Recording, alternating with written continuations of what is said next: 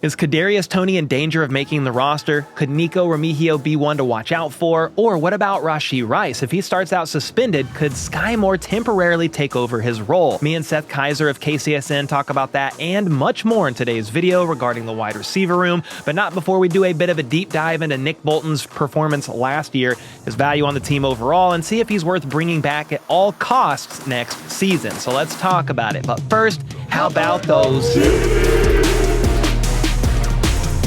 What's up, everybody? Before we get into the content, I just want you to know that I had a successful minor knee surgery today. It was successful according to my surgeon. I start PT tomorrow, so we're about to find out how it goes over the next couple of weeks. It's a knee issue that's been bothering me for over a year and a half, and I'm temporarily putting myself on IR to get ready come training camp because it's going to get insane. So I'm just saying that to say the output on this channel might slow down a little bit over the next week or so as I just heal up. I can't stand for long periods of time right now or sit for long periods of time, so just trying to get better. Felt like you guys should know that. But all is good here, no worries. And without further ado, let's get into this awesome convo with Seth Keysor. What's up, guys? I'm back with Seth Keysor to talk about the wide receiver room. Once again, we did this before the draft, state of the wide receiver room, talked about wide receivers the Chiefs could draft. We did talk about Worthy, and that's who the Chiefs drafted, obviously, in the first round. But if you guys are not aware of who Seth is, he is quite a bit of things.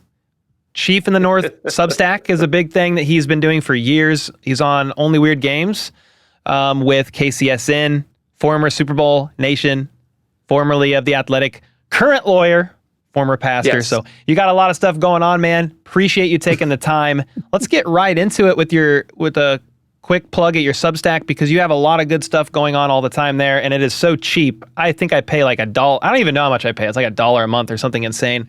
But I'd love for you to plug it and then talk about, sure. You have one on can Mahomes and the Chiefs revive the deep ball? That's probably applicable to the wide receiver conversation. And then I know you have a really recent article on Nick Bolton. Sure. So yeah, it's the Chief of the North newsletter, Substack or mnchiefsen.substack.com. I've been doing it for 4 years now. It actually started off as a side project while I was still working at The Athletic.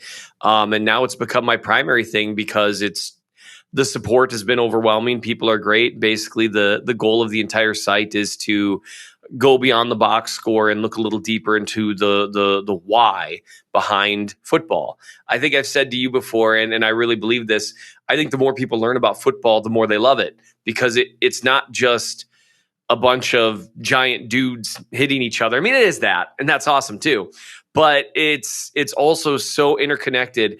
And what I always say, it's like entering a room full of levers and you pull one lever and 50 other levers in the room come down too. And seeing how all those things are interconnected is a lot of fun. And that's really what the site's dedicated to, is how does one thing affect another thing, And then really just kind of looking into what people...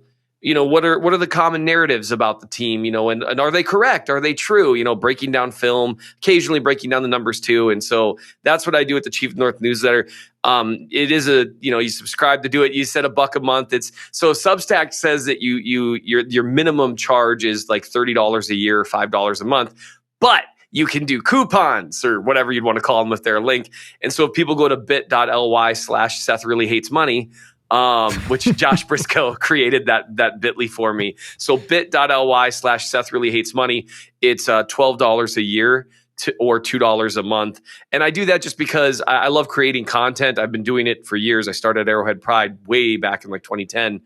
And I never want money to be the reason someone can't read content they love. So I've enjoyed it. And one of my favorite things to do is to take a look at narratives. That's why I wrote about Nick Bolton recently, because he's actually weirdly one of the more controversial players on the Chiefs because of his upcoming contract and because of the debate as to, is he a decent player? Is he a good player? Is he a great player?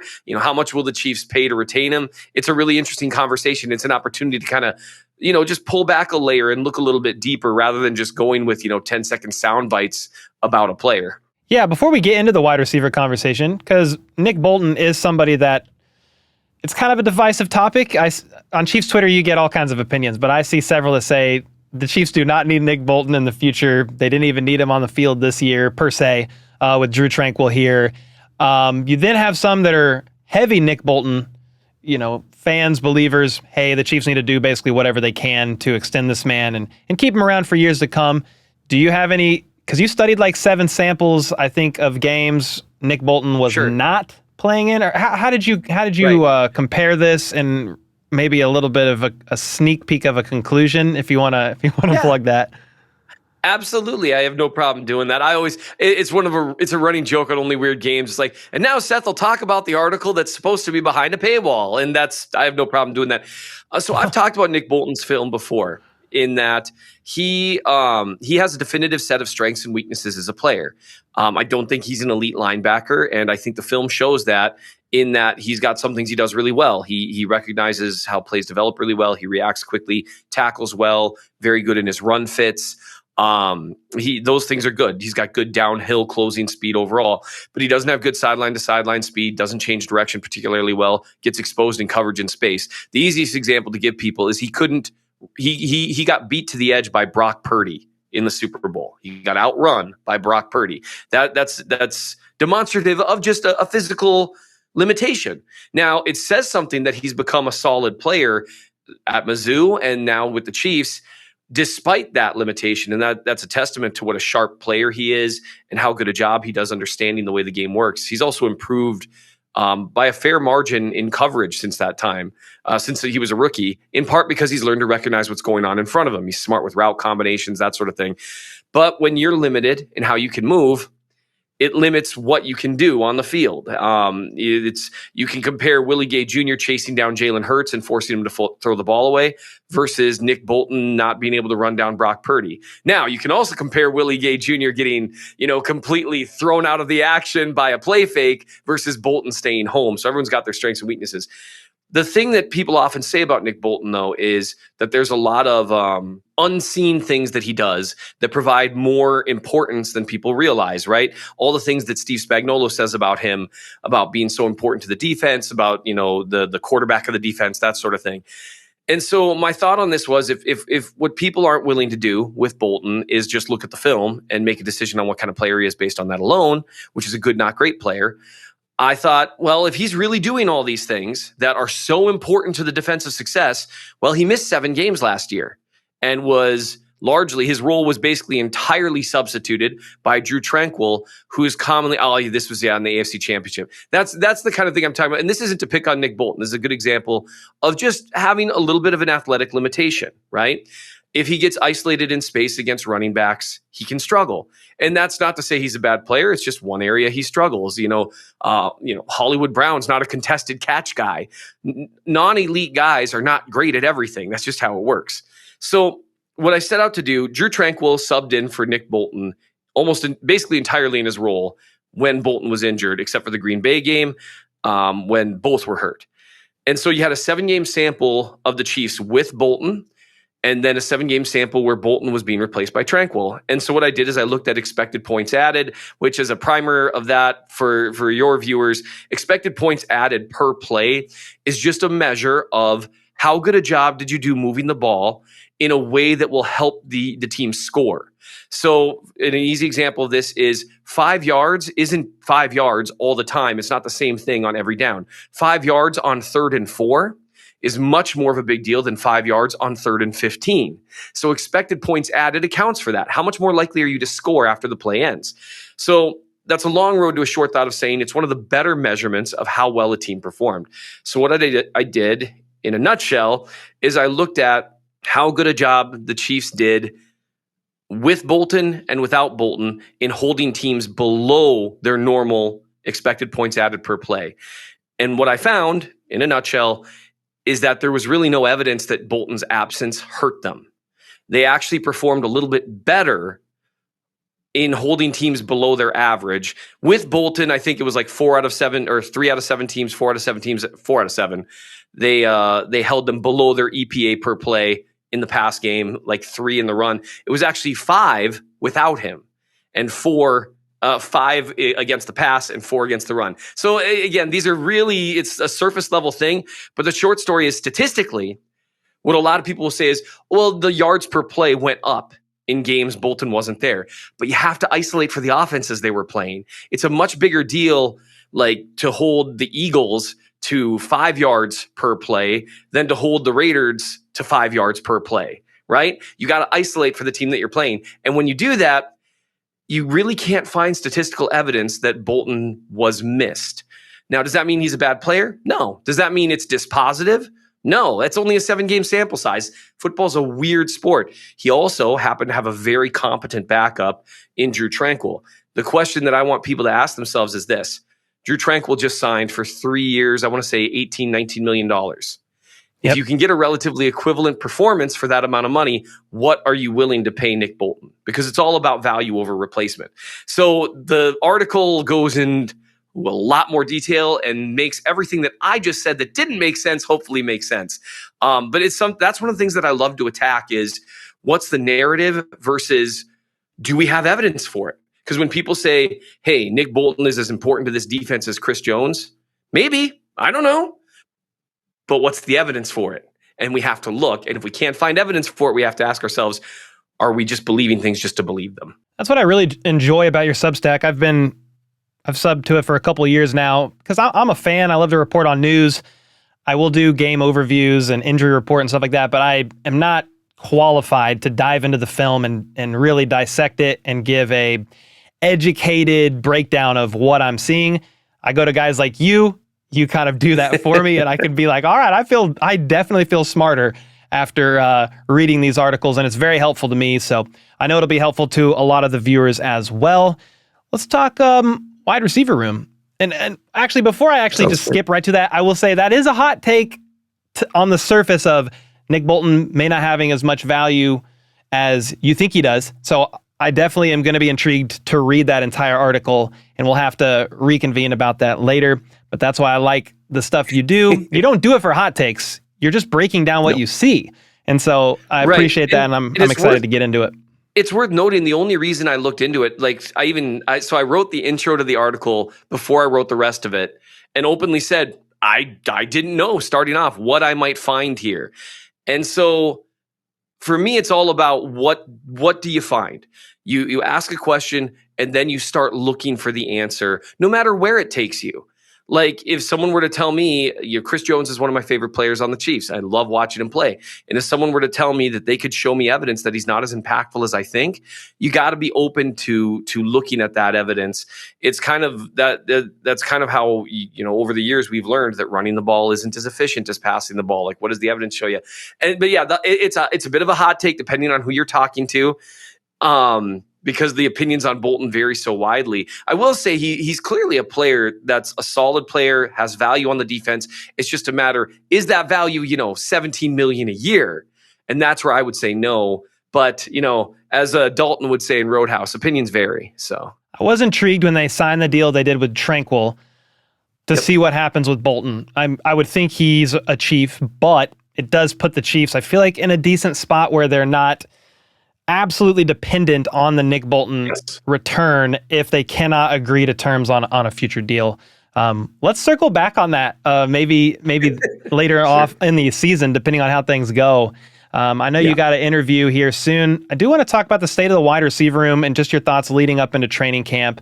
They added Worthy. They've got Hollywood Brown. If Rice wasn't potentially facing a suspension for who knows how long this season, I would say this wide receiver room is insane. And I still think it's great, much better than last year. Then they added a veteran, which we were both on the same page before the draft. Maybe you draft somebody and add a veteran. They got McColl. Just would love to hear your thoughts on the room as a whole and where your mind is at heading into training camp, maybe some of the things you're going to be looking for. Sure. You're absolutely right. The Rice issue is kind of the elephant in the room. How long is he going to be suspended for? I'd be shocked if he wasn't suspended for a significant amount of time. But what is that?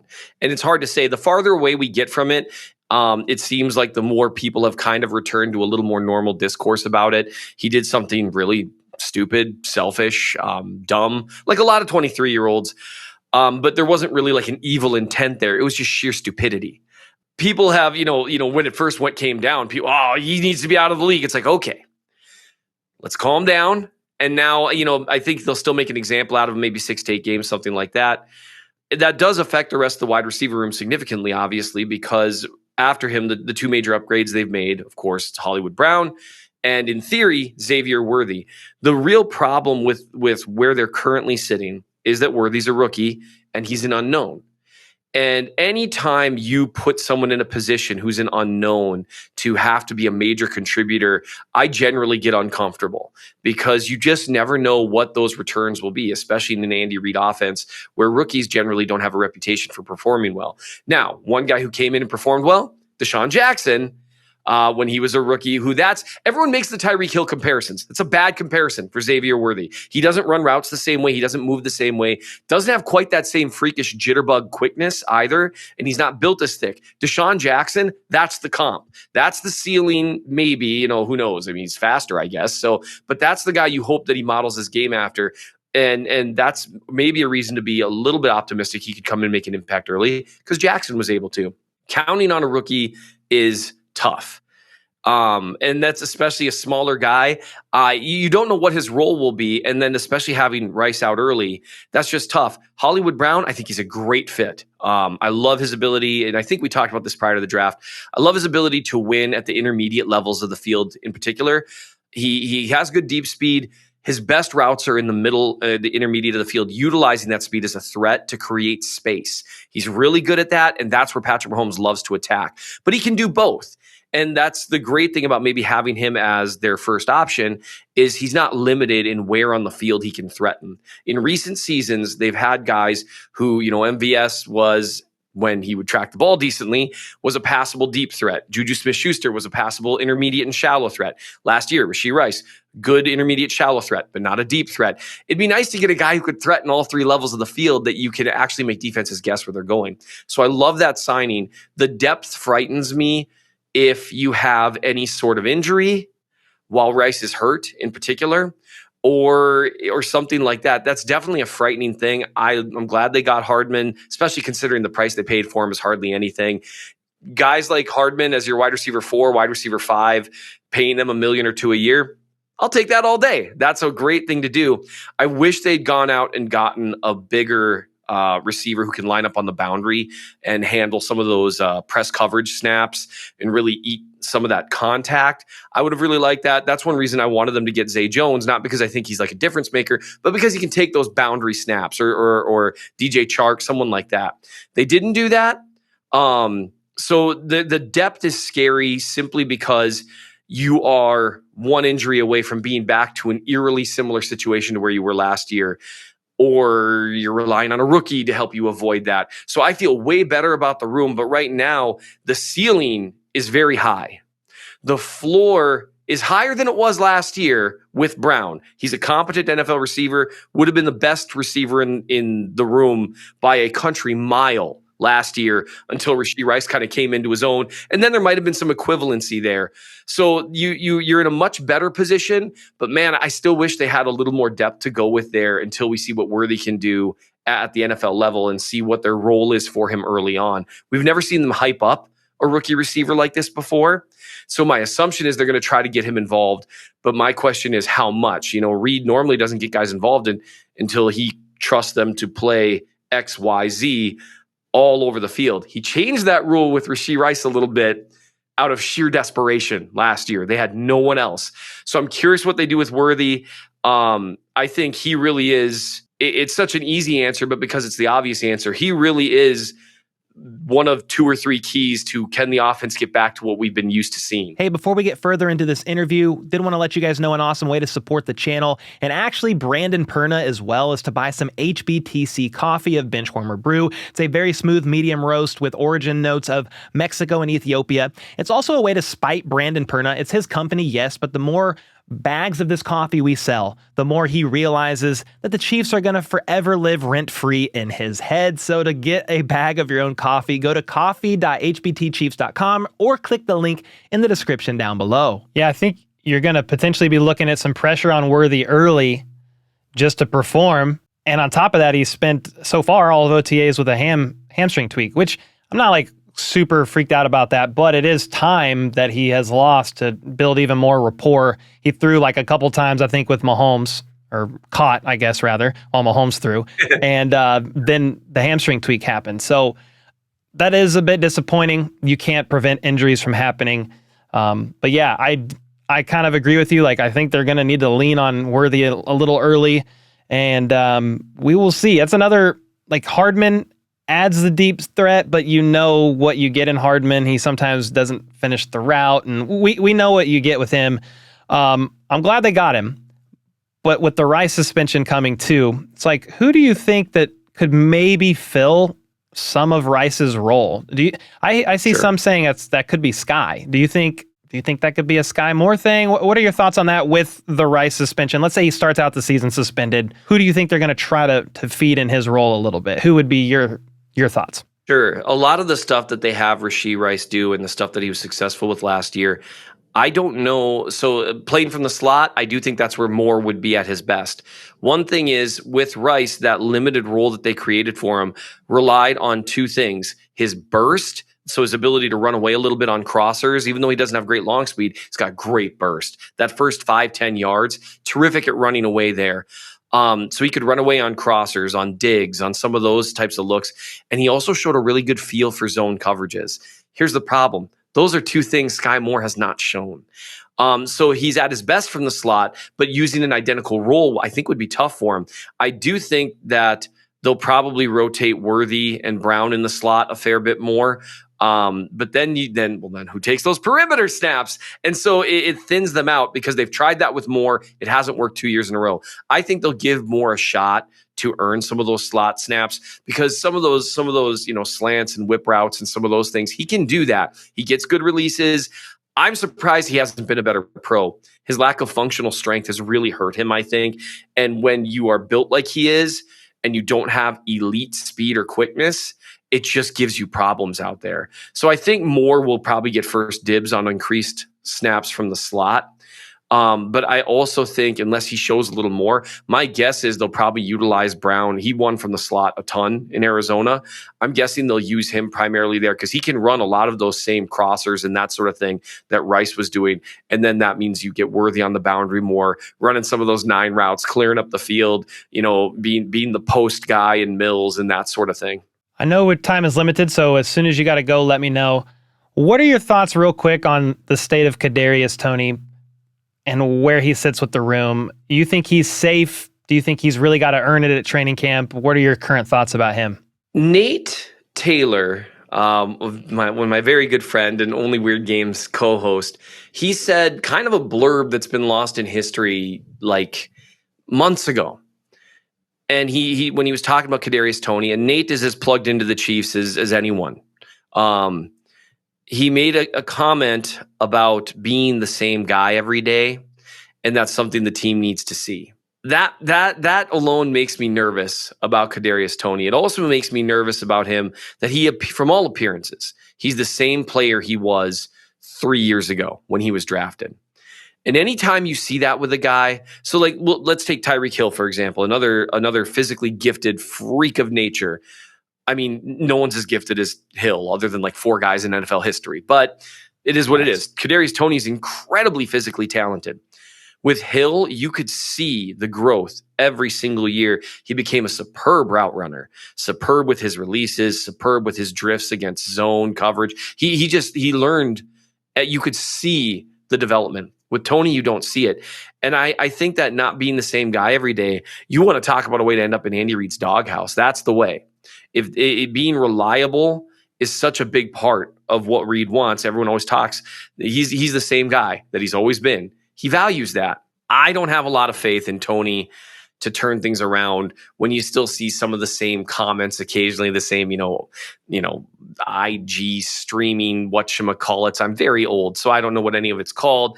But, where he kind of makes comments, the stuff in the Super Bowl week, all that stuff, that doesn't give me a lot of confidence in a young man that's willing to look in the mirror and say, oh, I've been the problem. And until he does that, I think that's going to be problematic for him. And so I do think the new kickoff rules and the fact that he's got a cheap contract give him some opportunities. Because if you want to talk about a player that was built for these new kickoff scenarios that are unlike anything we've seen in the NFL, but almost create that you want like a guy with a hybrid of a wide receiver and a running back skill set, Kadarius Toney, it's like he was built in a lab to do that. So I think they'll give him a chance. I would be shocked if he grabbed it. I have more confidence in Moore to work through some of the issues he's had and get a little stronger and be able to at least become a passable slot guy than Tony to overcome the mental hurdles that he's placed in his own way. 2 rapid fire questions to follow up on that. Speaking of kick returns, what do you think about Nico Remigio? He's been kind of climbing. I know there was a lot of wide receiver injuries during OTA, so he's been running all over because of that. But Dave Tobe recently said, hey, that's kick returner 1, at least during OTAs it was. That was before they brought in Hardman. What are your thoughts on Nico? And then do you think Justin Ross could maybe have a shot, not overhyping him this offseason, but maybe have a shot at making the roster because he could potentially be that bigger-bodied guy that they could use out there on the field, even though he was suspended half the season last year, didn't really get a chance to get all the momentum he needed? Right.